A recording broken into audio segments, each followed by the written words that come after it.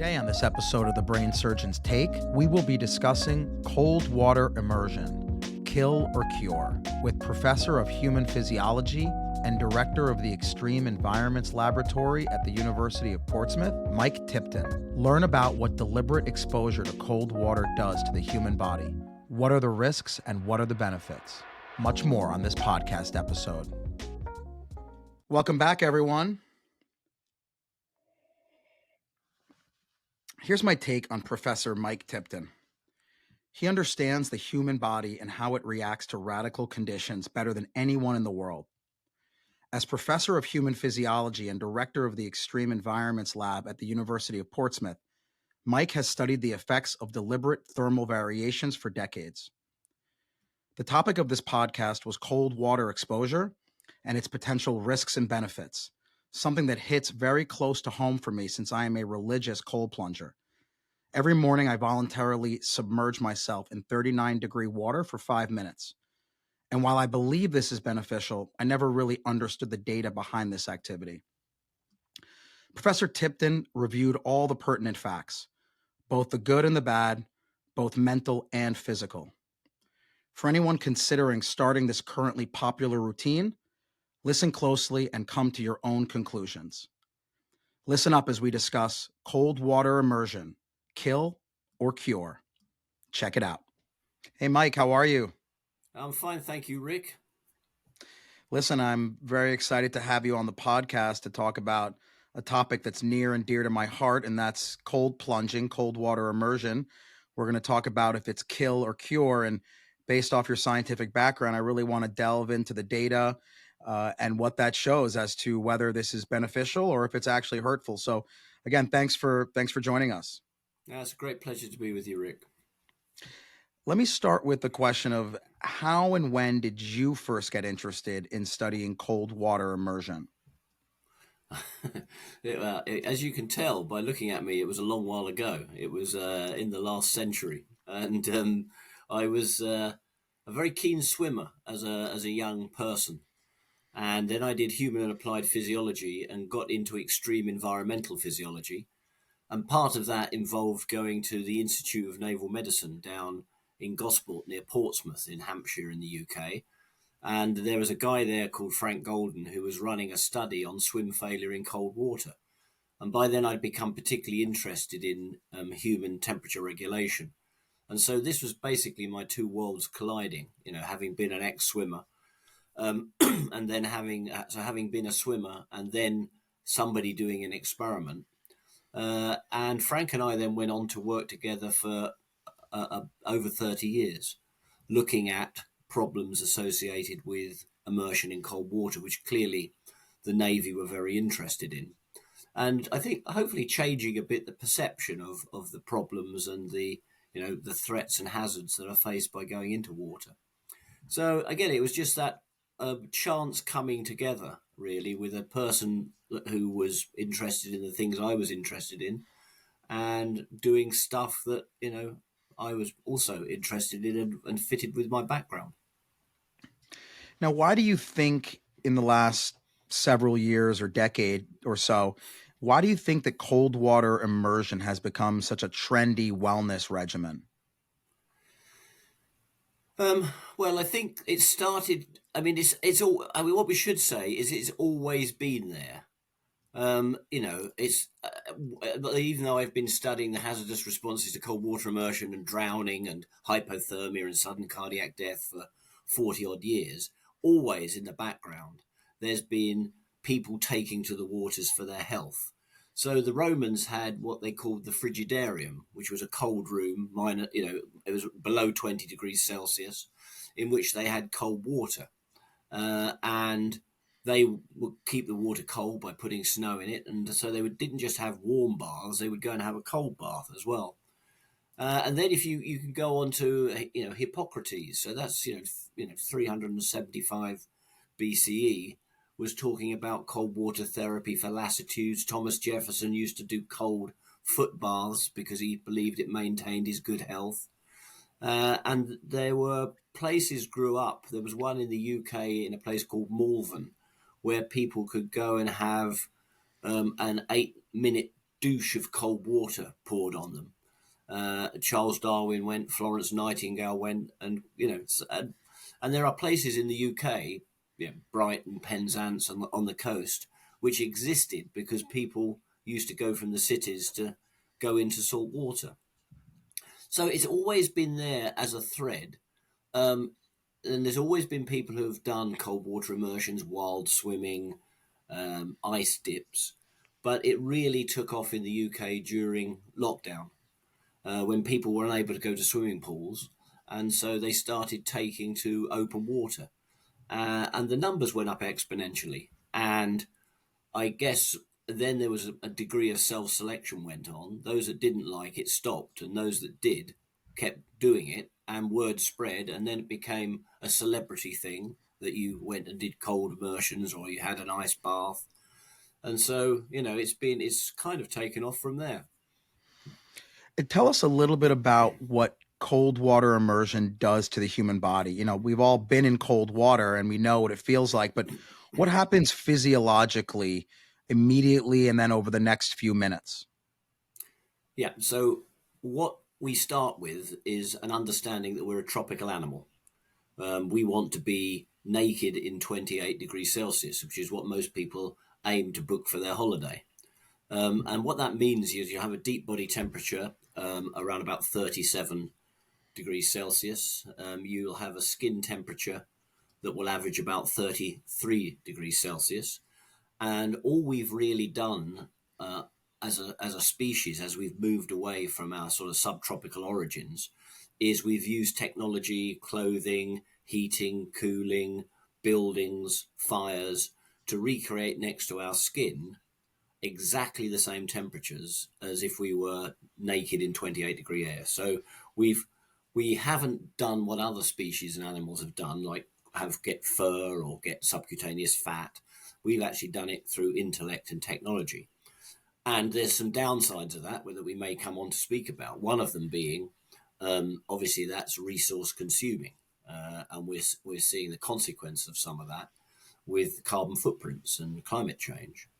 The other thing about it, it means that we aren't normally adapted to going into cold because we've managed to avoid it through all the ways I've said. So if you take a human sitting above cold water with a mean skin temperature of 33 degrees Celsius, and you then drop them, not even quickly, but fairly steadily into water at, let's say, 10 degrees Celsius. So what's that, about 50 Fahrenheit? Because you guys are Fahrenheit, of course. There's a sudden change in skin temperature, which stimulates the cutaneous cold receptors. So these are receptors that are about 0.18 millimeters below the surface of the skin. They lay above the layer of subcutaneous fat, so fat doesn't protect against this activation. And the dynamic response of those receptors drives a gasp response. So there's an inspiratory gasp of about 2 to 3 liters, which people know. If you've accidentally gone under a shower that ran cold and you get this as you first go in, if you stay in there, then that's followed by uncontrollable hyperventilation. A lot of this is driven by direct connections between the cold receptors and the respiratory centers, because you can try and break or slow down that response by getting people to hyperventilate before they go in, and it doesn't. So it's a pretty immediate and direct pathway that produces the gasp and the hyperventilation. At the same time, your cardiac output shoots up, you'll see your heart rate shoot up, and your peripheral blood flow is reduced because the body shuts down blood to the skin to try and protect the deep body tissues. So your blood pressure shoots up. Now that's all happened it's happened by the time you're halfway in the water, if you're going in at a fairly steady rate. But certainly within the first few seconds this is initiated. It peaks within the first 30 seconds. And then as the skin receptors adapt to their new environment and the rate of change of skin temperature slows, you begin to regain control of your breathing. Your cardiac output, heart rate start to settle back towards normal. I mean, what I've actually spoken about is the neurophysiological equivalent of it's okay once you're in, but it's the going in that is the problem. And one of the reasons it's the problem is because the gasp response of 2 to 3 litres is already twice the volume of water that is associated with a lethal volume for drowning. So the lethal volume for drowning, water into the lung, salt water, is about 1.5 litres for an average individual. So that first breath in of 2 to 3 litres has already exceeded that. And the other thing we see is obviously quite a lot of cardiac alterations on initial immersion, and that's where we'll see sudden cardiac death during the first seconds of immersion. In the UK, about 60% of those that die going into cold water die in these first minutes. There was a preoccupation years ago following the Titanic with hypothermia, and everyone would say, well, people died from core temperature falling. And in that situation, it probably was the case. It was very icy, calm water, and most of those in the water had functioning life jackets. So they did cool to the point of becoming hypothermic. But normally, when people go into cold water, they don't have that kind of protection. The water's rougher. They've probably fallen from a height. In the UK, about 44% of those who go into water had no intention of going in. So it's a slip, trip, or fall. And so I think one of the things we've done in the last 40 years is just to refocus the problem from hypothermia onto what we called in the 1980s cold shock, not because of the medical aspect of shock, but simply because it's a shocking experience. So that's the first minute and a half. And as I say, it probably accounts for 60% of the deaths. We in the UK lose one person every 30 hours, a child a week. In the US, I think your numbers are around about 4,000 people a year. And it's just been that number for a long while. It's quite a difficult number to get down. Now, people ask, how cold does the water have to be, and how long do you have to be in there to do cold plunging, right? Like, let's say it's voluntary, you didn't fall or it wasn't an accident. How cold does the water have to be, and how long do you have to be in there to have a physiologic effect? So the cold shock response, which we've talked about, peaks at a water temperature between 10 and 15 degrees Celsius. So that's about 50 to about 64, 65 degrees Fahrenheit. And if you go below that temperature, you don't get a bigger physiological response, but you do start to activate pain receptors. So now the perception changes from very cold to painfully cold. Now, we'll come on to talk about some of the research that underpins or doesn't underpin the benefits of cold plunging in a moment, I'm sure. But if I had to speculate, I would say that it's probably the cold shock response, which on the one side of the coin is the largest killer we have going into cold water, but it's probably that response and the activation it produces, the sympathetic overdrive it provides, the release of stress hormones that are associated with it, that is probably beneficial. And so, and as I've just said, that will peak within seconds of being in the water, and by 2 minutes has largely gone away. So if you follow that argument through, then you probably don't need to be in the water more than a couple of minutes. The water probably doesn't have to be much lower than 10 to 15 degrees Celsius. Unfortunately, what we're seeing, of course, is people think, well, I've done 2 minutes and I think that's really good for me. 4 minutes will be twice as good. And the longer is, and it just doesn't work like that with cold immersion, because after the cold shock response, the next tissues to cool are the superficial nerves and muscles. And within 10 minutes in cold water, you can start to lose physical capability, manual dexterity, grip strength, swim coordination. And we're seeing an increasing number of people getting into swim failure situations because they're just overstaying their welcome in cold water. And they're not hypothermic at all. Their deep body temperatures are normal. So everything we've spoken about, cold shock and this cooling, this neuromuscular incapacitation from superficial cooling, all occurs before deep body temperature falls. And a lot of the superficial cooling is particularly relevant for the arms and the limbs because they're cylinders that are very good at losing heat, and they've lots of superficially running nerves and muscles that can be impacted. And once those muscles get down to about 27 degrees Celsius, they become incapacitated. Well, I'm definitely guilty of what you just said. I'm always taking it to the extreme. I do 39-degree water. I don't even know what that is in Celsius, but that's the coldest that the cold plunge goes, and I do it for 5 minutes. So I'm definitely guilty of what you just said, in that, if it's good at 45, it's got to be better at 39, which apparently it's not. But so I definitely plead guilty to that mentality. But tell us a little bit about what the physical benefits of cold water immersion are, as well as the mental benefits. We've all seen the stuff on TV. Now it's getting big with Wim Hof, who's the ultra performer in cold water. And it talks about the increase in brown fat. And you also mentioned neurotransmitter releases. So just if you could go through a little bit in brief about what the theoretical and or proven benefits are mentally and physically of cold water immersion.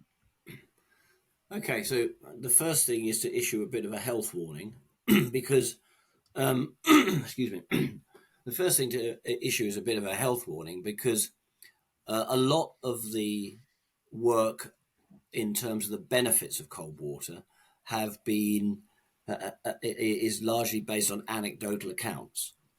And if you go and ask people that are doing something if they think it's good for them, they would be crazy to say no. So you've got already a very select and biased sample.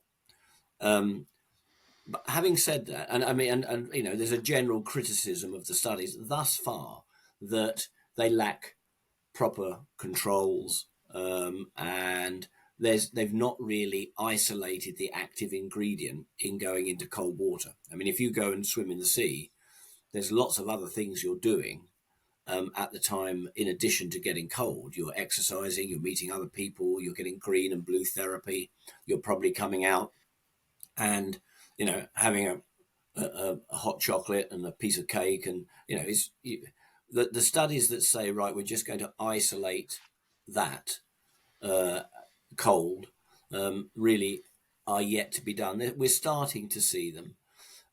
In fact, there's a paper about to be produced. That actually, you mentioned Wim Hof. It's actually looking at, and I think this is one of the first reasonably controlled studies. It looked at healthy midlife women with high stress and high depressive symptoms, and it split them into two groups of around about 40 people. One of them did the Wim Hof method, which involved breathing techniques and intermittent hypoxia and cold showers. The others just did slow-paced breathing and warm showers. And interestingly, there was a 7% dropout in the Wim Hof method. They would be interesting people to speak to.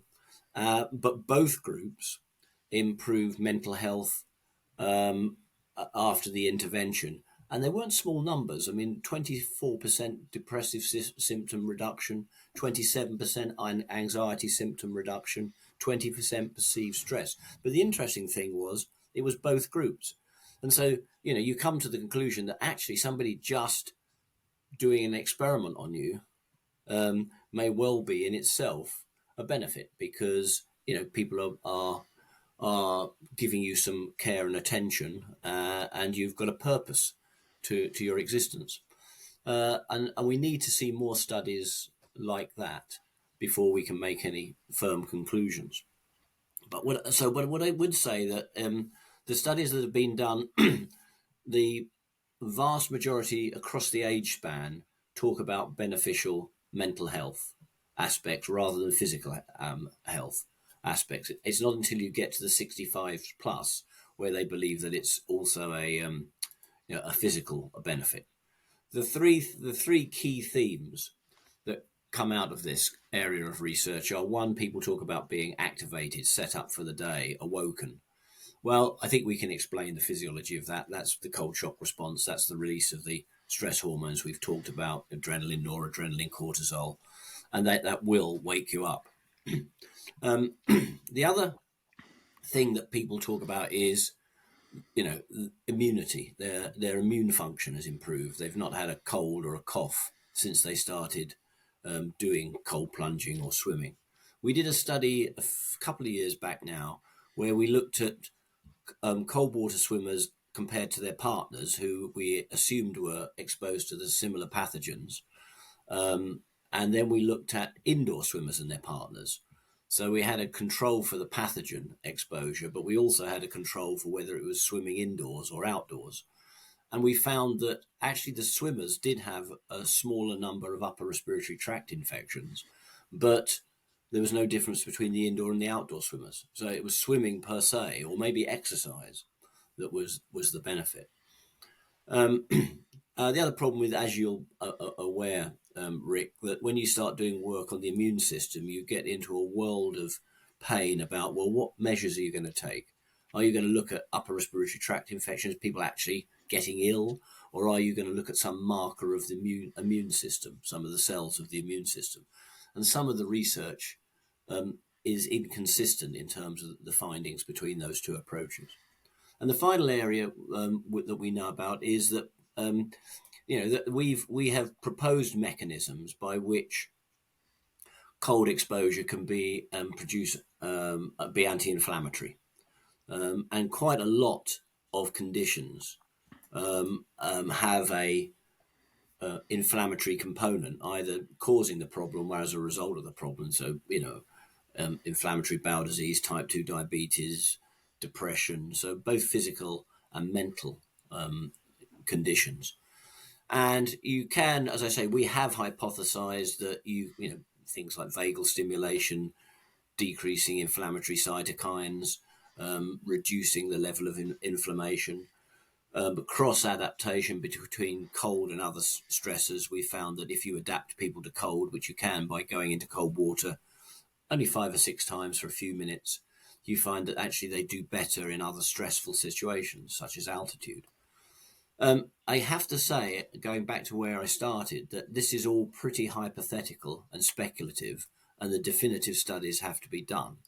But there is a fairly large cohort of studies of mixed quality, I would say, that point towards there being some benefit, mostly mental. We did one study with a young lady who was very severely depressed. Both her, two of her close relatives had actually committed suicide. She'd had a baby, and she was really keen to get rid of her depression. And we did some cold habituation with her. And after the second immersion in cold water, she was very, very unhappy. And we insisted that she stopped because she clearly, ethically and morally, it should stop. But she absolutely insisted in continuing. By the time she'd done the 6th immersion, by which time you do see roughly a halving of the cold shock response, and you get your breathing back under control sooner and you feel more comfortable. By that 6th immersion, she said that was the happiest she'd felt in as long as she could remember. She went off and took up open water swimming, and a year later was depression and drug free. Wow. So I'm there's something going on, and the fact that we don't know what it is doesn't mean that it's not going on. And also, I mean, the important thing to remember is that anecdotal evidence is still evidence, and a placebo effect is still an effect. So for the people this benefits, fine. But as scientists, that what we want to know is what are the mechanisms, because you may be able to evoke those mechanisms in people, one, without them having to put themselves at risk, which is the kill side of the equation, but two, people who can't go and do cold water dipping because they've got some pre-existing condition. And I mean, I can't tell you, we've talked about what's the temperature and what's the duration, but I can't tell you what the surface area of the body is that you need to have in. Perhaps you can just do a cold pressor test and get some of these perceived benefits. So until we know that, I think we've got a long way to go on the sort of cure side of the equation. Now, so we've talked about theoretical benefits. The negatives you mentioned, obviously, if you have pre-existing heart conditions, potentially drowning, heart attacks, cardiac shock, all that stuff. But let's say you are an otherwise healthy individual and you get through those initial gasp and the initial shock. Is there a potential negative issue with doing deliberate cold water immersion for anywhere from 1 to 5 minutes, 3 or 4 days a week? Is there potential negative physiologic effects? Provided all those assumptions you made there are in place, i.e., somebody's had a medical, and they've done all of those things. I mean, we have to remember that even with a medical, there are a range of conditions that won't be picked up, aneurysms, for example, that a sudden immersion in cold water could it could cause a problem. And in fact, I've been contacted by people where they've had aneurysms burst when they've been in the water. However, having said that, we've got to be slightly careful because that could happen to you if you did 10 press ups. So we don't want to be too biased against cold. If people have had a proper medical, had a proper screen, and they do this incrementally. They do it with others. They do it in all the way commonsensical ways that people should go about this. I'm not going to stop people doing what they want to do. All we try to do is make sure that they maximize the chance of getting any benefits and minimize the chance of getting any risks. And to that end, we've written a paper which is published in the British Journal of Sports Medicine just a year or two ago, entitled Cold Water Therapies Minimizing Risks. And in it, we go through what the physician should look for in terms of giving somebody a screening medical for prior to cold water immersion. We've given some advice on what the people who are going to do it should do. Again, mostly commonsensical advice about not spending more than 10 minutes in the water, swimming parallel to the shore so you don't get out of your depth. And we've actually given some advice for people because increasingly we're getting people providing an experience of going into cold water. And we've talked about what those people should be doing, the providers, in terms of maximizing the benefits. Now, you've talked about potentially reducing inflammation, boosting your immune system. What you didn't mention, and I want to get your opinion on, there is preliminary data talking about cold water immersion boosting your basal metabolic rate and increasing brown fat. I personally felt that when I started doing cold plunging, my appetite went through the roof, and I definitely lost body fat. And I wasn't sure if that was just, anecdotal, but I certainly felt like doing 5 minutes of cold water exposure in the morning, my appetite was just out of control during the day. And I wonder if that's the basal metabolic rate and what your research has shown on that. Yeah. So, I mean, certainly brown adipose tissue was, flavor of the month a few years back. I mean, started around about a decade or so ago. But even some of the scientists that talked about it in those days are less convinced about its benefits. I mean, it's of no use whatsoever in a survival situation, obviously, because what you're talking about is if it's changing, it's only increasing the basal metabolic rate by small amounts. It's not generating vast quantities of heat, and it's probably it's improving your sort of metabolic health rather than your thermoregulatory capability. The problem you've got again is when you go into cold water, even if you stay still, you will shiver. You can shiver maximally at about 40% of your maximal aerobic capacity, and that metabolic rate will stay up completely independently of anything that brown adipose tissue is doing when you come out of the water. So, I mean, we've immersed thousands of people, and a very common statement is exactly what you've said, is that people, number one, are exhausted in the evening when they've done it for the first time, and they feel hungry. Now, I have no evidence that that is brown adipose tissue, but I do know these people have a raised metabolic rate from just before they go in because of anxiety, through to thermoregulatory shivering, which is a form of exercise, and following it until they warm up. So again, I think it's a bit of a mixed bag. Uh, I mean, there have been changes and browning of fat reported. Um, the extent to would I use cold water immersion and dipping as a weight loss program? No. I would spend the same amount of time walking or cycling, because it's probably not the way to go to step into a near weightless environment, because it just doesn't give you the same metabolic demand as a walk. So I don't know. I'm sounding unconvinced, and that's probably because I am. Yeah, I agree with you in terms of the brown fat. That to me, there's not enough data, but certainly, like you said, I think there is anxiety before you go in. Your heart rate's up because you know it's going to hurt.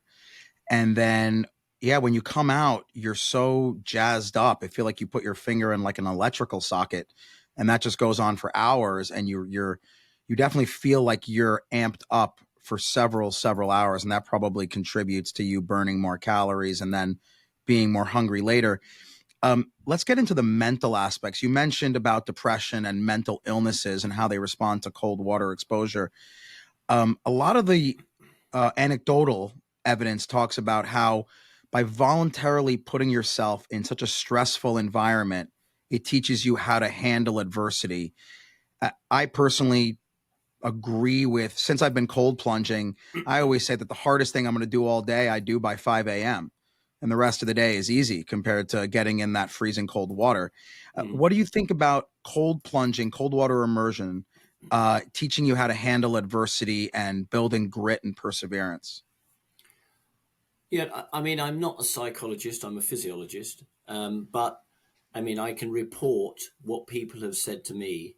I do a lot of work over here with, they call themselves the Blue Tits. It's mostly a ladies' open water swimming, cold water dipping group, which incidentally, through lockdown, our local club went from 25 to about 1,000 members.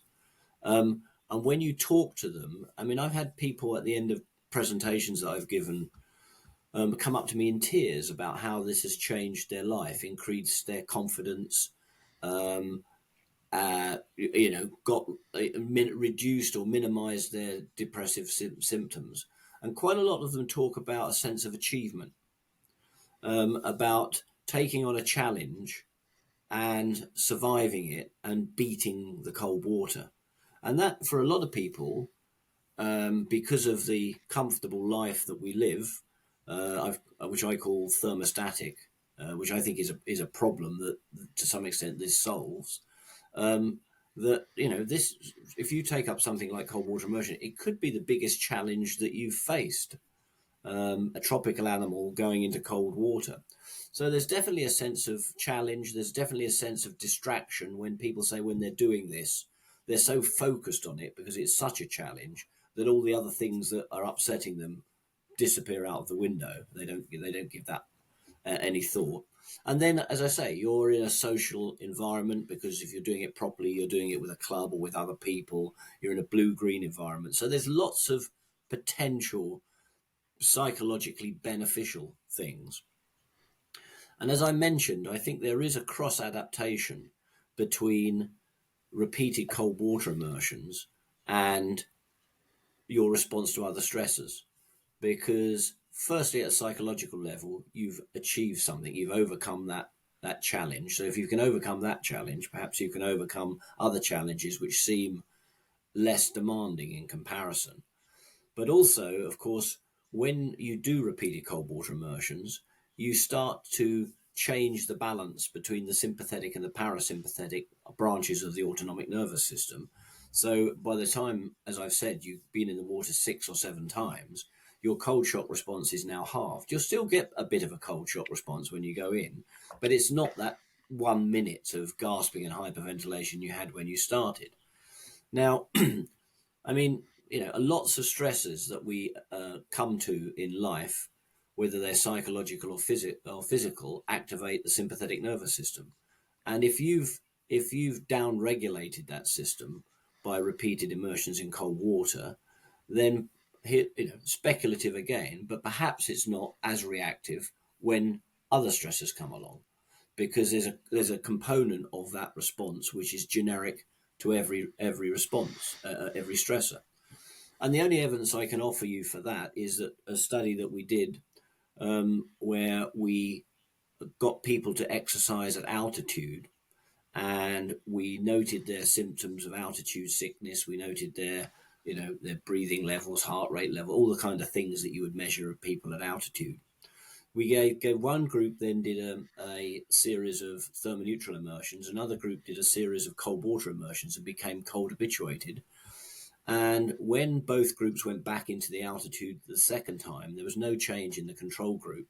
But the group that had been cold habituated had a significantly reduced sympathetic response to altitude and diminished levels of the signs and symptoms of acute mountain sickness. So, there is some cross-adaptation. The interesting thing generally in science, however, is that we tend to be a bit siloed. I'm the guy that does cold water immersion. Somebody else is the person that does altitude. Somebody else does heat. But actually, that's not the way the world is. And we need to do more of these cross-disciplinary studies, not just between different branches of environmental or climatic physiology, but also between psychology and physiology and neuroscience and clinical aspects. And I think we're seeing that increasingly with the challenge of climate change and how we need to address that. We have to be doing this by transdisciplinary teams. Mike, last question, because I know you're busy and it's been a long day for you. What breakthroughs do you see happening in this area over the next 5 or 10 years? Give us the most cutting edge research or breakthrough that you see happening in the next decade or so. There's two aspects to this I'll mention. Firstly is there are lots of hypotheses out there in terms of the mechanisms by which this is having a benefit, if it's having a benefit. And that's going to involve looking at the neurophysiological and the biochemical responses to immersion, and and in properly controlled studies with proper sham treatments and control arms, and identifying what the mechanism underlying this response is, and if it's a true effect, or whether it's a placebo effect, or whether it's just an accidental occurrence. And once you've got that, assuming that we say, there is a mechanism here which is involved with vagal stimulation or release of beta endorphins or serotonin or whatever it is, then finding what the minimum stimulus required, the minimum dose of cold to produce that response. And if you can do that, then starting to say, perhaps we don't need to have people on quite so many drugs and pharmaceuticals as they are. Perhaps some, exposure to temperature fluctuation is an alternative to a whole range of pharmaceuticals that people end up having to take. And I give as my example the young lady who, having taken up open water swimming, was depression and drug-free a year later. I'd really like to know what the mechanism behind that was. I think I mentioned right at the end is that we're increasingly seeing exposure to extremes creeping into the clinical space. In that, I've written a bit about this with humans being a homeothermic animal. So when you do your science and your medicine biology, you're always told that we want a constant internal environment. homeostasis. Well, that's true, but the body has a whole load of systems, thermoregulatory systems and metabolic systems, that are designed to try and maintain that constant internal environment. But I believe that they need to be challenged in order to remain functional, and we've become so thermostatic, I say, in that we live our lives at one temperature, that 33 degrees Celsius skin temperature that we want to be comfortable, which is the same the world over. As we evolved, we used to get hot and cold, and we'd be exercising. That's largely gone for a vast swathes of individuals. We have an enormous problem associated with sedentary lifestyles. We have enormous health service debts from things like type 2 diabetes. And we need to kind of reintroduce these perturbations to the system, which you introduce every morning when you do your cold, because much like everyone knows the musculoskeletal system, if you don't use it, you'll lose it. And so people should exercise.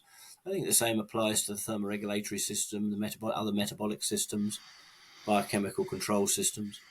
So we're now seeing quite a lot, and you're talking about research in the next 10 years. We're starting to see quite a lot with hot and cold immersions for things like glucose sensitivity, looking at stress resistance, cerebral protection, glucose metabolism, autonomic nervous system functionality, where people who are not experiencing these perturbations are being deliberately heated in hot rooms or hot water, or deliberately cooled.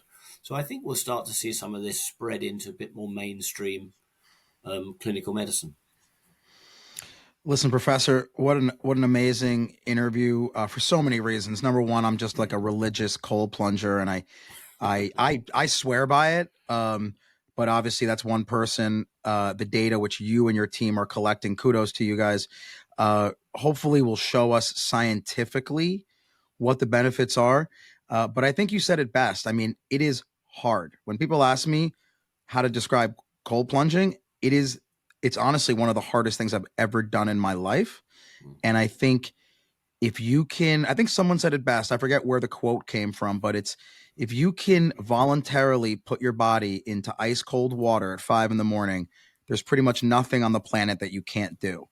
And so for me personally, it's about challenges. It's all about the mental aspect. I think the way you grow and develop as a person is by pushing your boundaries. There's nothing that's going to push your boundaries and challenge you more than cold plunging. So I think our audience should listen to what you're saying about the health risks. You got to make sure that you're able to do it for all the reasons you said. But if you're otherwise healthy and your physician clears you, and you've, in all the settings you said, you're with people, it's in moderation, I'm a huge fan of it. I just tell people it's really hard, and it takes a certain personality to voluntarily do it, because it doesn't feel good when you go in. Yeah, but I think you're right. I think one of the reasons why the big benefit appears to be mental health is that sense of achievement, that sense of overcoming a challenge that makes you feel not only better about yourself, but also better about your ability to take on other challenges. Totally agree. Listen, Professor, thank you so much. Get some rest. I appreciate you spending this time with us, and kudos again to you and your team for all the groundbreaking research you're doing. Thanks, Rick. Take care. Have a great weekend. Thank you.